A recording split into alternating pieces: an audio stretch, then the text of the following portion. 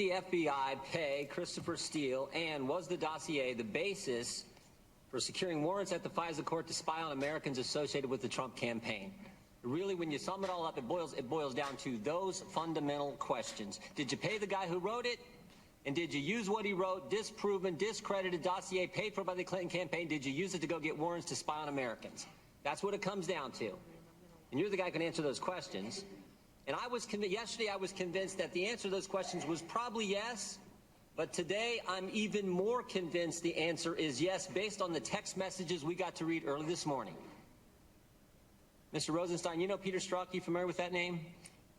Yes, I'm familiar with the name. And, former deputy head of counterintelligence at the FBI? Peter Strzok, that one? I don't know his precise title, but yes, he had a significant role in... Peter Strzok ran the Clinton campaign, interviewed Mills, Abedin Clinton, changed the exoneration letter from gross negligence to extreme carelessness. Peter Strzok, who ran the Russian investigation, interviewed Mike Flynn. Peter Strzok selected by Mr. Mueller to be on his team. That Peter Strzok, we learned, had all these text messages. We got to read some of them early this morning. Now, as my colleagues have pointed out, some of them are, they're show he didn't like Trump. He and Miss Page are exchanging text messages back and forth, show they don't like the president. But that's nothing new. Everyone on Mueller's team, no one on Mueller's team likes Trump. We already knew that. But I want to focus on one in particular. One in particular. And this is a text message from Mr. Strzok to Miss Page, recalling a conversation and a meeting that took place in Andrew McCabe's office, Deputy Director of the FBI, recalling a meeting earlier. And Mr. Strzok says this: I want to believe the path you threw out for consideration in Andy's office. Then there's a break. Dash, it says that there's no way he gets elected. No way Trump gets elected. He says, I want to believe that. You said that in the meeting in Andrew McCabe's office. I want to believe that. But then he goes, but I'm afraid we can't take that risk. Now, this goes to intent. He says, we can't take the risk. The people of this great country might elect Donald Trump president. We can't take this risk. This is Peter Strzok, head of counterintelligence at the FBI. This is Peter Strzok, who I think had a hand in that dossier that was all dressed up and taken to the FISA court. He's saying we can't take the risk. We have to do something about it. Now, don't forget the timeline here either, Mr. Rosenstien. Peter Strzok, January 10th, he's the guy who changes the exoneration letter from gross negligence, criminal standard, to extreme carelessness. July 2nd, he's the guy who sets in on the Clinton interview. July 5th, 2016, that's when Comey has the press conference and says, we're not going to prosecute. Clinton's okay, we're not going to prosecute. And then August 2016, we have this text message. The same month that the Russian investigation is opened at the FBI, August 2016. And my guess is that's the same month that the application was taken to the FISA court to get the warrants to spy on Americans. Using this dossier that the Clinton campaign paid for, Democrats paid for, fake news, all dressed up, taken to the court. So I got really just a couple basic questions. Because it seems to me if the answer to any of those two questions, if the answer is yes, if you guys paid Christopher Steele at the same time the Democrats in the Clinton campaign were paying, or if you took the dossier, dressed it all up, took it to the FISA court, and used that as the basis to get warrants, and now we have intent in this text message saying that there's another text message. My colleague referenced it earlier, where Mr. Strzok says, I can protect our country at many levels. Says it with all the humility he could muster. I can protect our country at many levels. This guy thought he was Super Agent James Bond at the FBI. This is obvious. I'm afraid we can't take that risk. We can't. There's no way we can let the American people make Donald Trump the next president. I got to protect our country. This is unbelievable. And I'm here to tell you, Mr. Rosenstien, I think the public trust in this whole thing is gone. So it seems to me you got two things you can do. You're the guy in charge. You're the guy who picked Mueller. You're the guy who wrote the memo saying why he needed to fire Comey. You're the guy in charge. You could disband the Mueller special prosecutor, and you can do what we've all called for. Appoint a second special counsel to look into this, to look into Peter Strzok, Bruce Orr, everything else we've learned in the last several weeks. Yes, Congressman, and I can assure you that I consider it very important to make sure the thorough review is done. and our Inspector General is doing a thorough review. That's how we found those text messages as part of that review. You've given that answer like 15 times. Let me ask you this. Are you concerned? I mean, this is what a lot of Americans are believing right now, and I certainly do, that the Comey FBI and the Obama Justice Department worked with one campaign to go after the other campaign. That's what everything points to. Think about what we've learned in the last several weeks. We first learned they paid for the dossier. Then we learned about Peter Strzok. And last week we learned about Bruce Orr and his wife, Nellie. I mean, this is unbelievable. So what's it going to take to get a second special counsel to answer these questions and find out, was Peter Strzok really up to what I think he was? I think it's important to understand, Congressman, we have an Inspector General who has 500 employees and a $100 million budget. And this is what he does. He investigates allegations of misconduct involving department employees. That review that he is conducting is what turned up those text messages. It will also involve interviews of those persons and of other witnesses. And we're looking forward to his report, and we've met with Mr. Horowitz, and we're anxiously awaiting that report. But that doesn't dismiss the fact that the country thinks we need a second special counsel. 20 members of this committee, the Judiciary Committee with primary jurisdiction over the Justice Department, thinks we need a second special counsel. All kinds of senators think we need a special counsel. What fact pattern do you have to have? What kind of text message do you have to see before you say it's time for a second special counsel? I want to assure you, Congressman, as I think the Attorney General explained, we take very seriously the concerns of 20 members of this committee or one member of this committee, but we have a responsibility to make an independent determination, and we will. I thank the chair. The chair recognizes the failures of our immigration system are also a national security issue. In just the last 2 months, we've seen 2 terrorist attacks in New York City, carried out by men who were here as a result of failed immigration policy.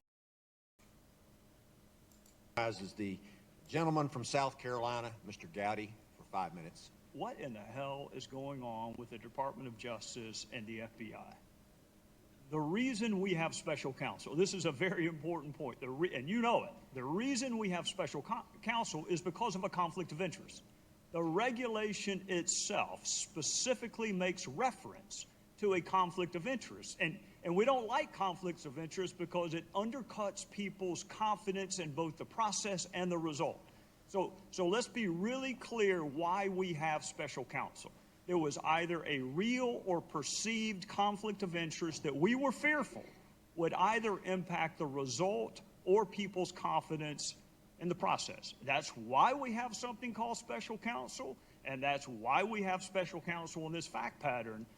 And then lo and behold, those who are supposed to make sure there are no conflicts of interest seem to have a few of their own.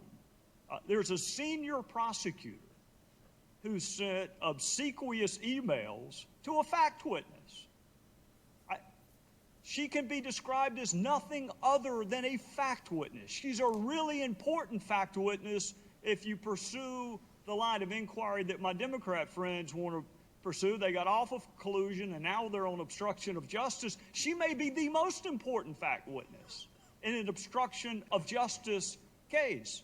And the senior prosecutor for this conflict of interest-free special counsel sent a fawning, obsequious email to a fact witness. And then we have prosecutors assigned to conduct this investigation who donated almost exclusively to one candidate over another. And then we have a prosecutor assigned to this conflict of interest-free team that attended what was supposed to be, what he'd hoped to be, a victory party for Secretary Clinton.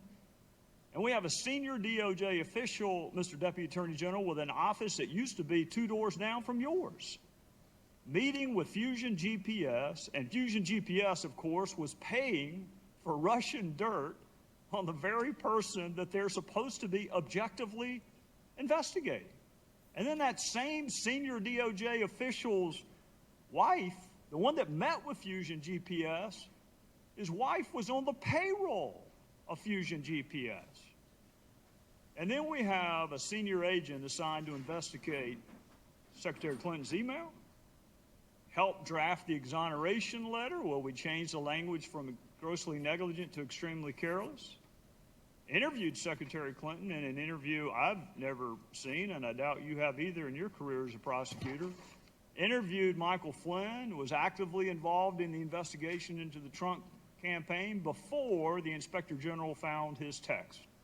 So this agent, in the middle of almost everything related to Secretary Clinton and President Trump, sent pro-Clinton texts, anti-Trump texts to his paramour in response to being told maybe he is where he is to protect the country from that menace, Donald Trump. He said, I can protect our country at many levels. And then he said Hillary Clinton should win 100 million to nothing. Now think about that, Mr. Deputy Attorney General. That's a pretty overwhelming victory. 100 million to zero.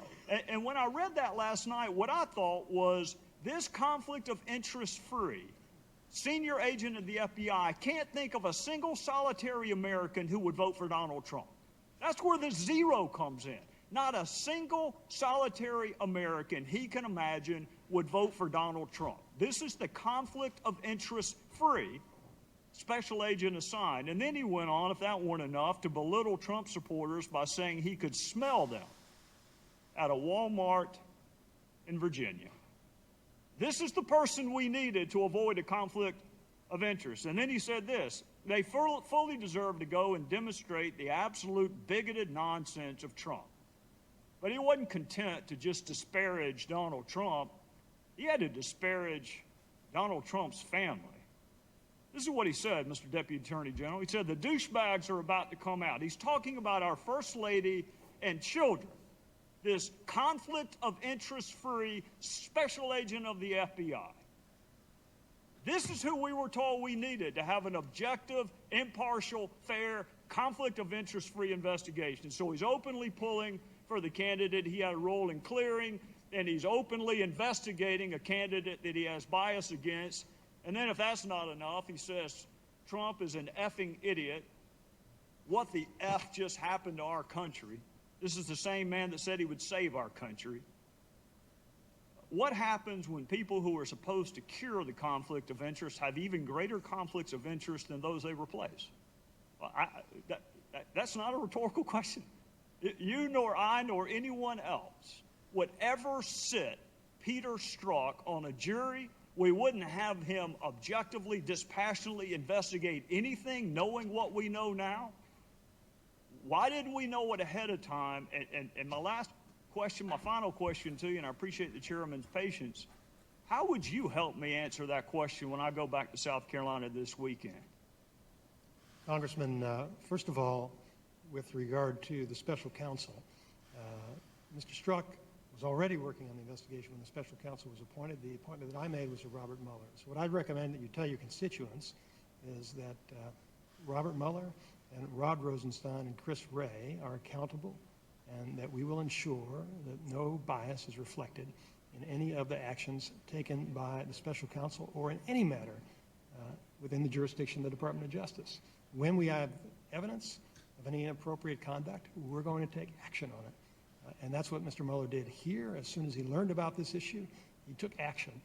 And that's what I anticipate that the rest of our prosecutors, our new group of U.S. attorneys, our Justice Department appointees, they understand the rules and they understand the responsibility to defend the integrity of the department. And if they find evidence of improper conduct, they're going to take action. So, Congressman, that's the best assurance I can give you. But actually, there's one other point, which is you should tell your constituents that we exposed this issue because we're ensuring that the Inspector General conducts a thorough and effective investigation. And if there is any evidence of impropriety, he's going to surface it and report about it publicly. I'll try.